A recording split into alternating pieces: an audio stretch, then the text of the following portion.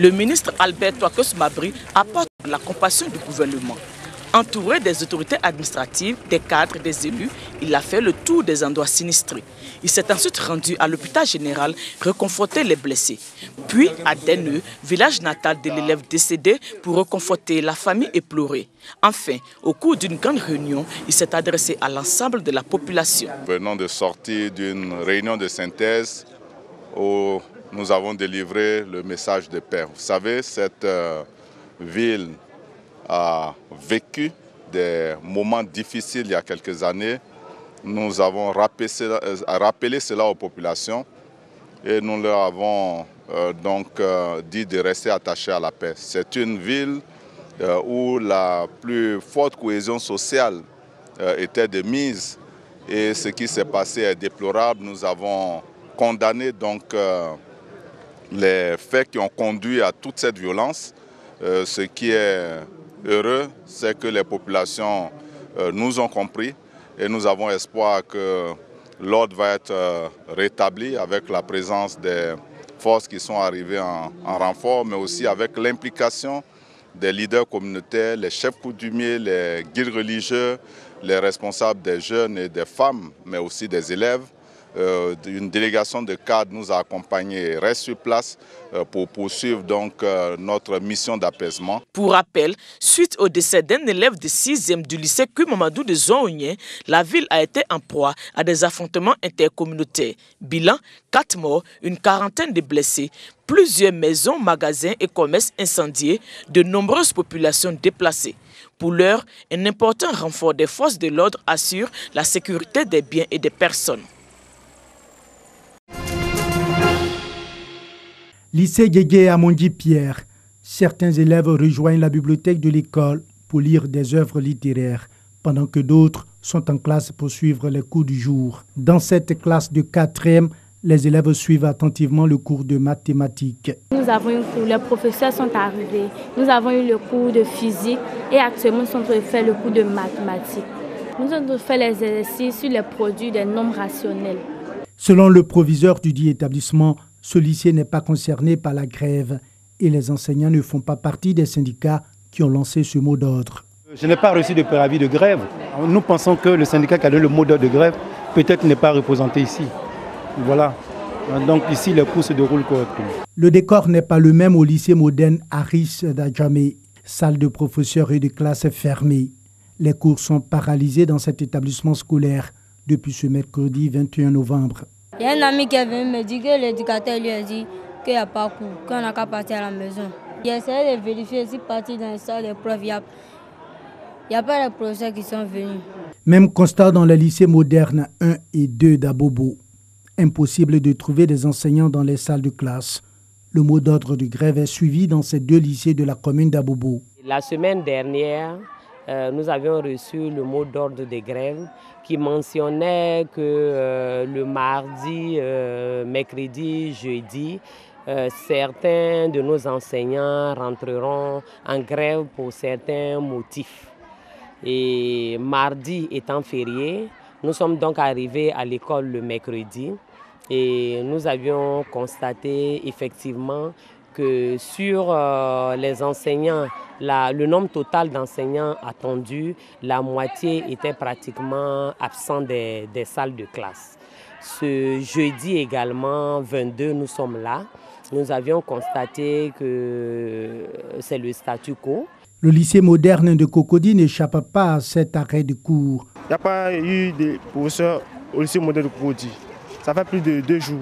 Un arrêt de cours qui fait suite au mot d'ordre de grève lancé par la coalition secteur éducation formation COSEF. Cette plateforme qui regroupe 7 structures syndicales du monde éducatif réclame la satisfaction de 6 points de revendication. Le premier point, c'est la revalorisation de nos indemnités de logement, les indemnités des enseignants du primaire, du secondaire technique et du secondaire général. Le second point, c'est la suppression des cours de mercredi au primaire, le mercredi matin.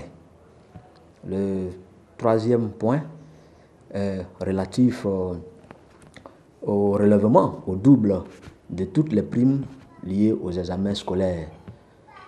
Le quatrième point concerne le paiement de 500 000 francs aux ex-enseignants contractuels qui ont travaillé de janvier à mai 2014 sans toutefois percevoir leur per diem de 100 000 francs que le programme prudentiel d'urgence PPU leur donnait. Et enfin, la dernière revendication est relative à la suppression de l'emploi d'instituteurs adjoints.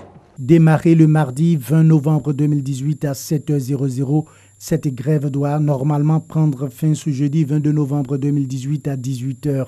Elle concerne le primaire et le secondaire du secteur public. Les responsables de cette plateforme syndicale entendent se réunir en assemblée générale ce week-end pour décider de la reconduction ou de la levée du mot d'ordre de grève. Longtemps attendu par la Côte d'Ivoire et aussi d'autres pays africains, des milliers d'œuvres d'art africains spoliées par la France pendant la colonisation vont être restituées au pays. Emmanuel Macron va recevoir ce vendredi un rapport qui pose les jalons de la restitution. Les musées et chefs traditionnels ivoiriens sont impatients de voir revenir les œuvres d'art. J'ai dit que j'ai pris nos ancêtres, dépositaires même de ces pièces précieuses, ancestrales, et j'ai pris ces ancêtres pour que ces pièces-là retournent. Pour la directrice du Musée des civilisations, ces objets vont retourner dans leur communauté d'origine, mais vont rester dans les collections nationales. En allant de l'autre côté, en sortant de leur cadre habituel, de leur contexte, de leur environnement, on leur a affecté des fonctions qui n'étaient pas du tout les leurs. Donc aujourd'hui, si ces objets reviennent, je pense qu'il y aura forcément la possibilité de retrouver la place, tout comme les autres qui sont dans nos collections aujourd'hui. La France possède près de 90 000 œuvres d'art africains dans ses collections nationales. Les premières œuvres à retourner en Afrique seront celles dont l'origine et le contexte d'acquisition ne font pas débat, qui seront réclamées officiellement et que les États sont prêts à accueillir dans des musées.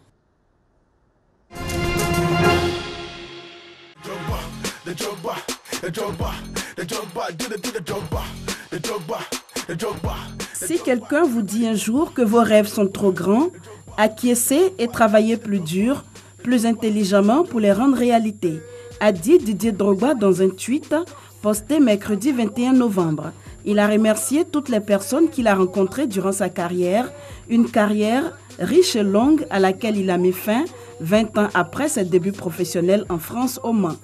Didier Drogba, c'est un parcours atypique, un destin forcé, fait de hauts et de bas, des terrains de Ligue 2 française à ceux de la MLS américaine, en passant par l'Angleterre, la Chine, la Turquie et le Canada.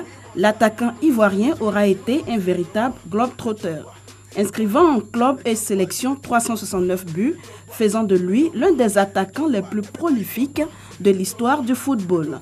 Le nom de Didier Drogba rime avec celui du club anglais de Chelsea, avec lequel il a tout remporté. Community Shield, Coupe de la Ligue, Cap, Championnat et la Ligue des champions européenne. Avec la sélection ivoirienne, Daïsoko fera ses premiers pas en septembre 2002 contre l'Afrique du Sud et raccrochera 12 ans plus tard, après la défaite de la Côte d'Ivoire face à la Grèce le 24 juin 2014 au mondial organisé par le Brésil. En 106 sélections, Drogba aura tout vécu avec les éléphants, sauf la consécration continentale. Le premier Ivoirien, sacré ballon d'or africain, ne fait pas partie des 23 joueurs ayant remporté la CAN 2015. Qu'à cela ne tienne, il est le meilleur buteur de l'histoire de la sélection avec 65 buts. À 40 ans, celui qui s'est fait ambassadeur de la paix, demandant en octobre 2005 aux factions en guerre de déposer les armes, aura de quoi s'occuper entre sa fondation, ses investissements dans l'immobilier, la mode, l'industrie minière et ses fonctions de dirigeant du Williamsville Athletic Club en Côte d'Ivoire et du Phoenix Rising aux États-Unis. Comme il a lui-même souligné, hâte de démarrer le prochain chapitre en espérant que Dieu me bénisse une fois de plus, comme il a fait pendant toute ma carrière.